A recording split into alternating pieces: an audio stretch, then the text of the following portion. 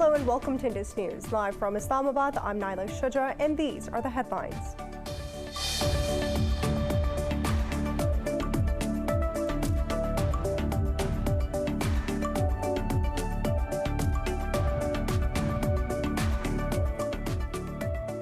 In Myanmar, over 90 people have been killed by security forces in the deadliest day of anti-coup protest. The heightened violence coincides with the annual military parade, where the army chief pledged to hold elections without giving any time frame. More than 400 people have now been killed in the crackdown since the first February coup.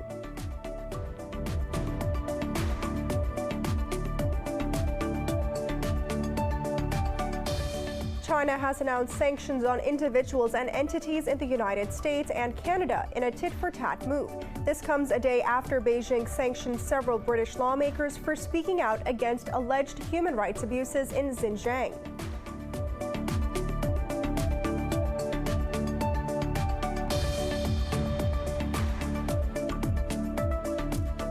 In Pakistan, the minister in charge of the pandemic control says the country could soon cross levels seen during the first wave of the coronavirus in June last year. Addressing a media briefing, Asad Umar warned of tougher restrictions if the current surge in infections is not controlled. Pakistan is in the grip of a third wave and reported 67 deaths and 4,468 cases, its highest single-day increase since June. Globally, there are more than 126 million infections and over 2.7 million deaths.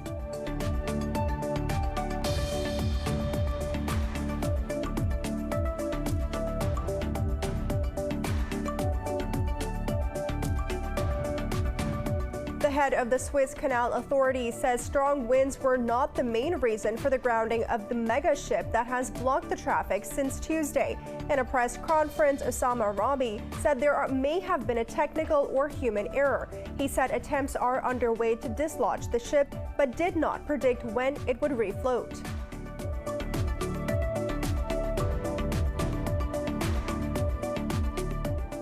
Indian cricket legend Sachin Tendulkar says he has contracted the novel coronavirus. In a tweet, the former batsman said he is suffering from mild symptoms and has isolated himself at home.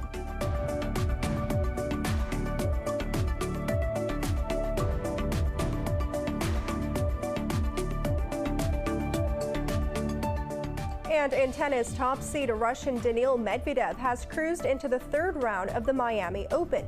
The world number 2 overpowered Taiwan's Liu Yen-sun 6-2, 6-2. Meanwhile, Britain's Cameron Norrie knocked out Bulgarian Grigor Dimitrov with a 7-5, 7-5 win.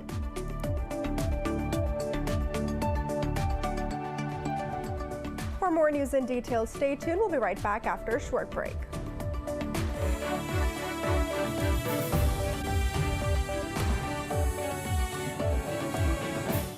Welcome back. In Myanmar, over 90 people have been killed by security forces in the deadliest day of anti-coup protests as the U.S. blasts the military for murdering civilians. The heightened violence coincides with the annual military parade, where the army chief pledged to hold elections without giving any time frame.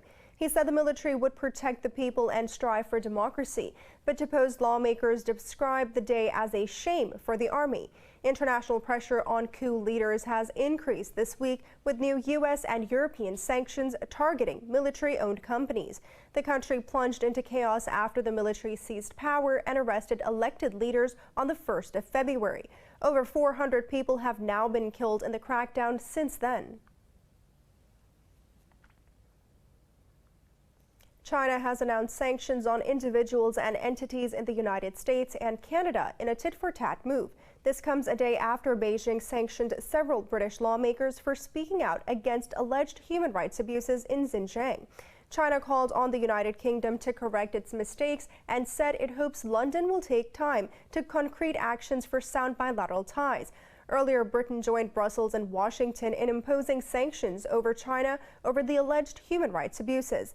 The Chinese embassy in London said Beijing will not stir up trouble, but added that it will not hesitate to retaliate if provoked. Meanwhile, Prime Minister Boris Johnson and U.S. President Joe Biden voiced concerns over Beijing's retaliatory action. Iran and China have signed an important agreement on economic cooperation for the next 25 years. Beijing's Foreign Minister Wang Yi finalized the agreement in a meeting with his Iranian counterpart Javad Zarif in Tehran. Iran's foreign ministry says the treaty also pertains to Tehran's participation in the Belt and Road Initiative. Spokesperson Saeed Khatibzadeh cited the deal as a roadmap for economic cooperation with a special focus on the private sectors of the two sides. While Chinese Foreign Minister Wang Yi said China's relations with Iran will be permanent and strategic. Beijing also said Iran is a key country on the Belt and Road Initiative and one of the major oil exporters to China. The cooperation document was first discussed in 2015 when Chinese President Xi Jinping visited Iran. In Istanbul, top Turkish officials have discussed Afghan peace talks with U.S. Special Representative for Afghanistan, Zalmay Khalilzad. The U.S. envoy arrived in Turkey in a push to encourage Afghan parties to accelerate negotiations to end the conflict. During the meeting, recent developments in Afghanistan and Turkey's plans to host talks in Istanbul were discussed. The two parties agreed to hold talks in a manner that supports the Doha peace negotiations between the Afghan government and the Taliban. It was noted that lasting peace in Afghanistan will be possible with an inclusive and sustainable political solution. Earlier, the Taliban threatened to resume fight against foreign troops in Afghanistan if they don't withdraw by the agreed deadline.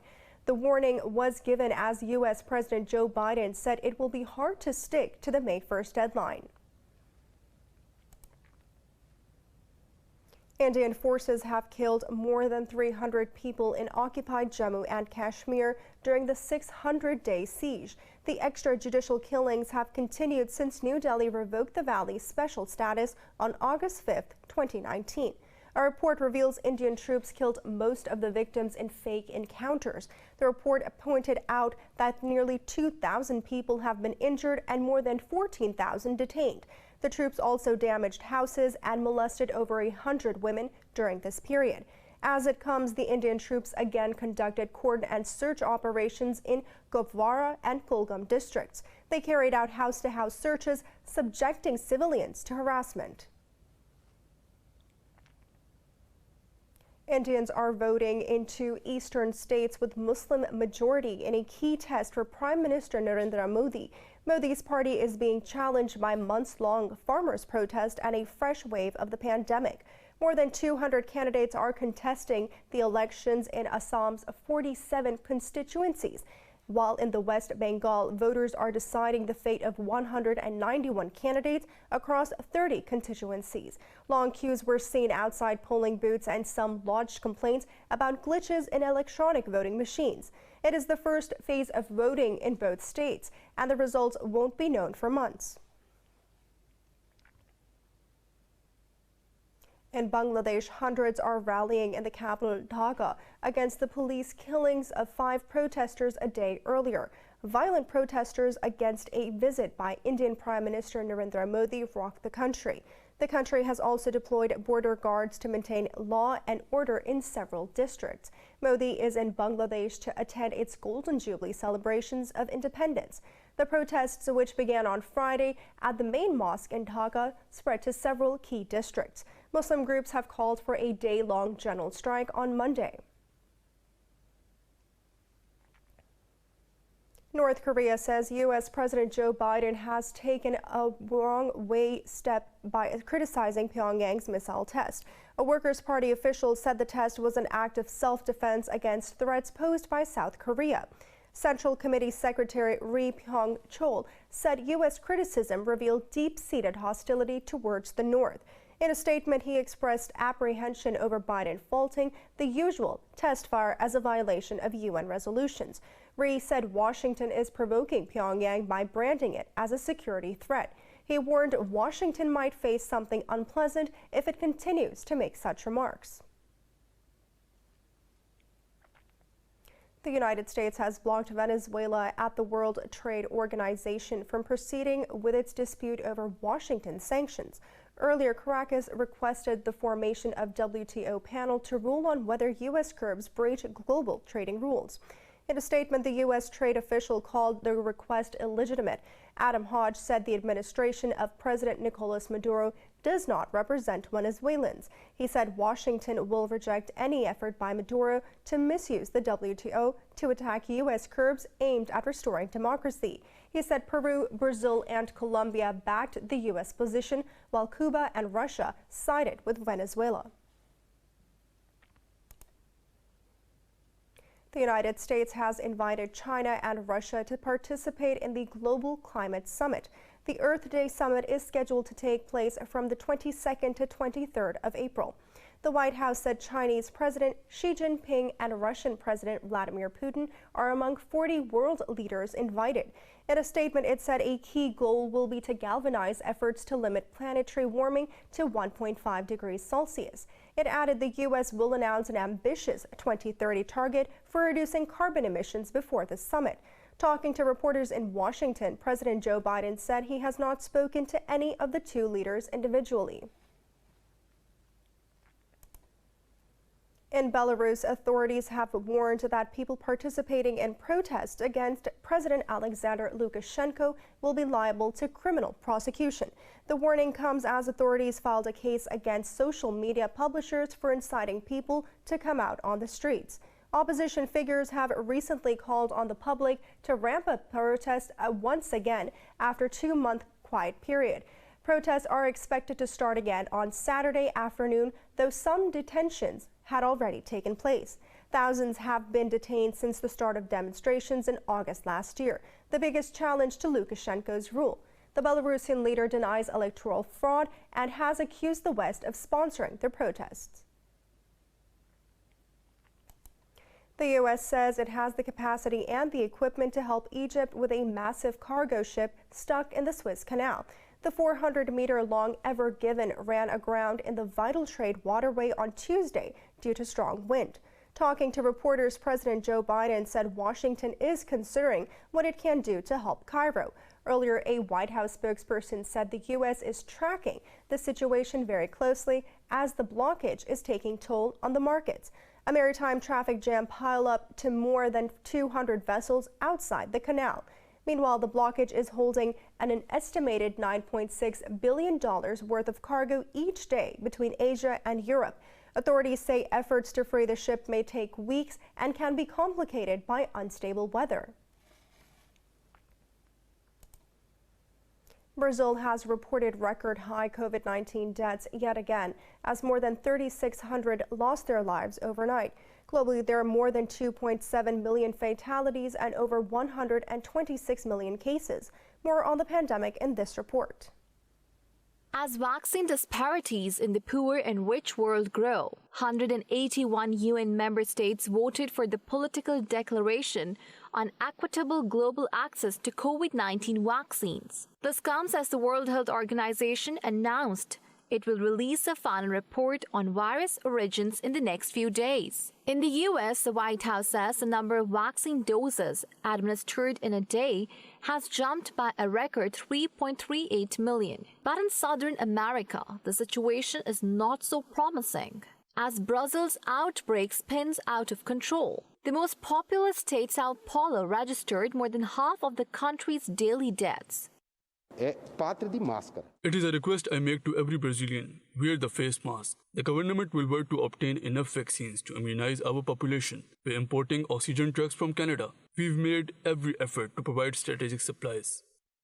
Over in Europe, Poland has broken its record of new confirmed infections for the third day in a row. The European Commission expressed optimism after the German court abruptly stopped the country from ratifying the $885 billion EU recovery fund. France has accused the UK of blackmail against EU, saying London is under pressure because it lacks doses for second vaccine shots. Paris has also tightened classroom closure protocols in the high-risk regions. À partir de la semaine prochaine. From next week on, for the 19 French departments that will henceforth be under enforced restrictions, we will close each class after the first case of contamination. It's a very important measure, and that will bear consequences of more classes closed. Of course, in the departments that we mentioned, that means a closing of a class as soon as the first case is detected, and that will apply for all school levels. Over in Asia, Japan reported its highest daily cases since early February, less than a week after Tokyo lifted a state of emergency. Meanwhile, developing countries are scrambling to keep their inoculations on track after India abruptly restricted vaccine exports. In Pakistan, the minister in charge of the pandemic control says the country could soon cross levels seen during the first wave of the coronavirus in June last year. Addressing a media briefing, Asad Omar warned of tougher restrictions if the current surge in infections is not controlled. He stressed the need to follow precautionary measures to deal with the situation. Pakistan is in the grip of a third coronavirus wave and reported 67 deaths and 4,468 cases, its highest single-day increase since June. A vaccination drive is in process to inoculate people above 50 years of age. Pakistan has so far recorded 14,158 deaths and nearly 650 infections since the first case was reported in February last year. Indian cricket legend Sachin Tendulkar says he has contracted the novel coronavirus. In a tweet, the former batsman said he was suffering from mild symptoms and had isolated himself at home. Tendulkar retired from the professional game in 2013 after notching 100 international centuries in a prolific 24-year career. He returned to the crease recently as captain of the India Legends team in a promotional event in Chhattisgarh state.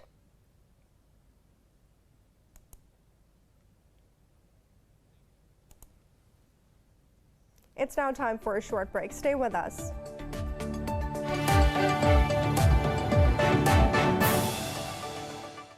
Welcome back. Colombia says the car bomb explosion that injured 16 people in the country's southwest was a terrorist attack.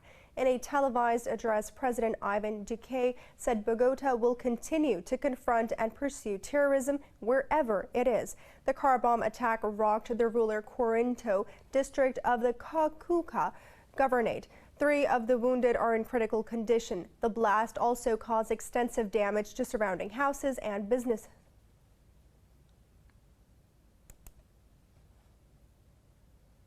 Israeli forces have injured several Palestinians, including a child, in a crackdown on protesters in the occupied West Bank. Palestinian media says the Israeli army used stun grenades, rubber bullets, and tear gas to break up the marches. It said the Palestinians were protesting against Israeli colonial settlements in villages across the occupied territories. Meanwhile, Israeli authorities handed over a body of the Palestinian man shot dead by settlers last month in Ramla. Ukraine says Moscow-backed separatists have killed 4 of its soldiers in shelling in the east of the country. In a statement, the army said 2 others were injured after the Russian Federation violated the ceasefire again. The army said separatists target its positions with mortars, automatic grenade launchers, and machine guns. It said such moves were prohibited under the Minsk agreement. It said Ukraine has reported the actions of Russian forces to the Organization for Security and Cooperation in Europe. 3 Russian nuclear submarines have conducted torpedo firing from under the ice in the Arctic. The Russian Navy's commander-in-chief Nikolai Evmenov said the shooting was a part of the expedition Umka-21. The commander said the sophisticated maneuver was the first such in history of the Russian Navy. The admiral added the submarine surfaced within a 300 meters radius and the ice broke was 1.5 meters deep. The drill was held near Franz Joseph Land of Archipelago in the Arctic Ocean. It was aimed at testing Russian military hardware in extreme weather conditions.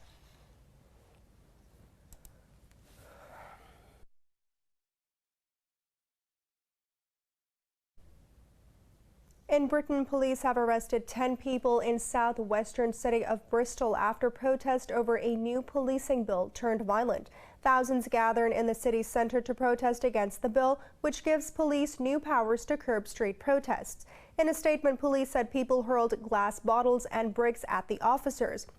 Security officials said 3 of those arrested were detained over violent disorder last Sunday. Meanwhile, Prime Minister Boris Johnson slammed the attacks on police officers and called them disgraceful. Anger against police has increased since their heavy-handed response to a London vigil for a murder victim, Sarah Everard. A French government inquiry says France is guilty in the 1994 genocide in Rwanda and was blind to genocide preparations. At least 800,000 people were killed when ethnic Hutus or extremists massacred minority Tutsi group and moderate Houthis. In this report, the Commission blames the then French President Francisco Mitterrand for a failure of policy towards Rwanda. It said for a long time France was involved with a regime that encouraged racist massacres. But the report said there was no evidence France was complicit in the killings. The Elysee Palace said it hopes the findings will mark an irreversible reconciliation process between France and Rwanda. Rwanda hailed the report as an important step towards a common understanding of France's role in the genocide. In Egypt, at least 5 people have died and 24 others were injured as 13-story building collapsed in the capital, Cairo. Egyptian state media said civil defense and ambulance forces sifted through the debris in a search and rescue operation. Many people are still feared to be trapped under the rubble. The cause of the incident is not clear yet. The incident in Gisar al-Suez district comes after hours after Egypt's Sohag city witnessed a train crash that claimed 32 lives. American children's book author Beverly Cleary has died at the age of 104. She created the feisty characters of Ramona Quimby and Henry Huggins. In a statement, her publisher HarperCollins said Cleary passed away at her home in Carmel, California. No cause of death was given. Her first book, Henry Huggins, was published in 1950, immediately setting a standard for realistic children's fiction. Cleary wrote more than 40 books, with the last one penned in 1999. She is survived by 2 children, Malcolm and Marianne.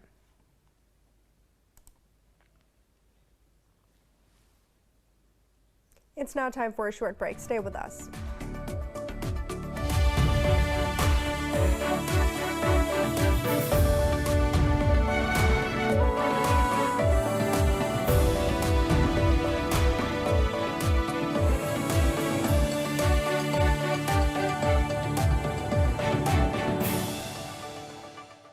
Welcome back. An antique 15th century altarpiece has finally been restored after a decade-long process, costing millions of dollars. It has been put in a permanent exhibition at St. Babu's Cathedral in Belgian city, Ghent. More in this report.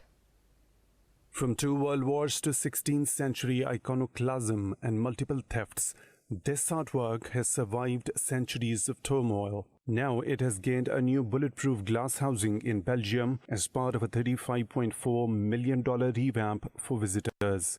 The renowned Adoration of the Mystic Lamb was completed in 1432 by brothers Jan and Hubert van Eyck and is widely considered one of the most important pieces of early Renaissance art. The 12-paneled altarpiece has been put on display at the same cathedral in Belgium where it first stood after its completion. The visitors will pass through the crypt before viewing the panels, as an augmented reality experience will relate the piece's 600-year history. To accommodate tourists, the altarpiece is now exhibited in a larger chapel.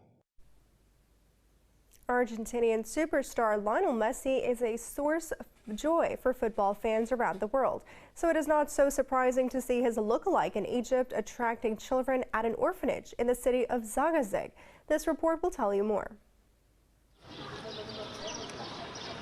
Islam Bhatta has been using his resemblance to Barca footballer Lionel Messi for a good purpose. Seeing the excitement his presence causes at events, Bhatta is happy to wear a Barcelona shirt and take part in a game or two. The children at the orphanage swarm around him with delight.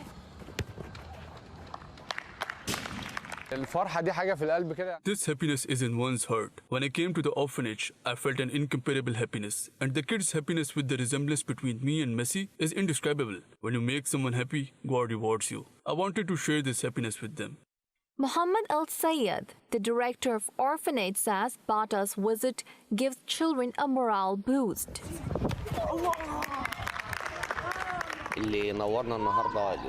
We were happy to receive Mr. Islam today. He is Messi's lookalike. He is Messi of Al-Sharqiya, not Messi of Barcelona. It gave a moral boost to the children. These visits help us to develop the children and discover their talents so that we can develop them. Our mission is to rehabilitate them and integrate them in the society. Bata dreams of becoming an actor, and what's a better star to that than portraying the biggest name in the footballing world?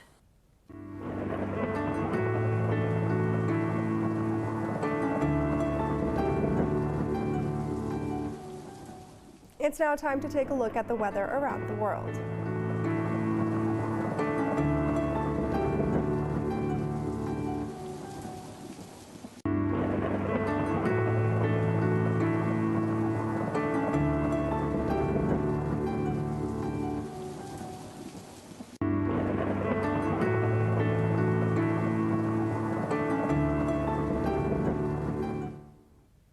For the latest news updates, you can follow us on our social media at Indus.News.